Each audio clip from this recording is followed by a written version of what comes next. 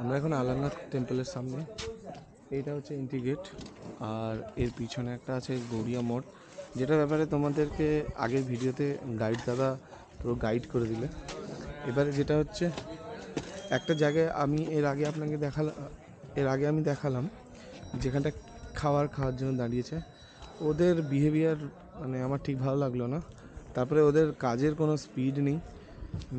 ওরা খুবই লেট করে, মানে আপনাকে টাইম মতো দেবেই না। সবার টোকন কেটে কোথায় টোকন জমা দিতে হবে এগুলো তো আমাদের বলেই দিতে হবে। আমরা তো প্রথমবার এসেছি, আমরা তো আর ডেলি আসি না।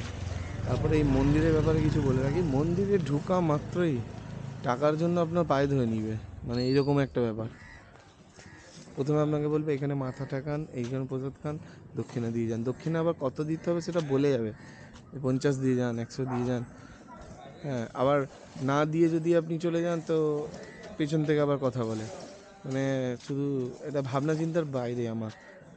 এই জন্য আমার ঠিক ভালো লাগলো না, আমি বেশি সময় থাকলাম না, আবার চলেও এলাম। এরপরে সম্ভবত আমরা চিল্কার দিকে যাচ্ছি, বা হয়তো আরেকটা মন্দির যেটা বললো 22 কিলোমিটার দূরে, যেখানটায় চৈতন্যদেবের ওই শিলার উপরে ওই হাতের পায়ের ছাপ আছে, মেবি হয়তো ওখানে যাব। তো চলো দেখা যাক কোথায় নিয়ে যায়। আর এইটা হচ্ছে আমাদের বাস, আমার পিছনে যেটা দেখতে পাচ্ছ।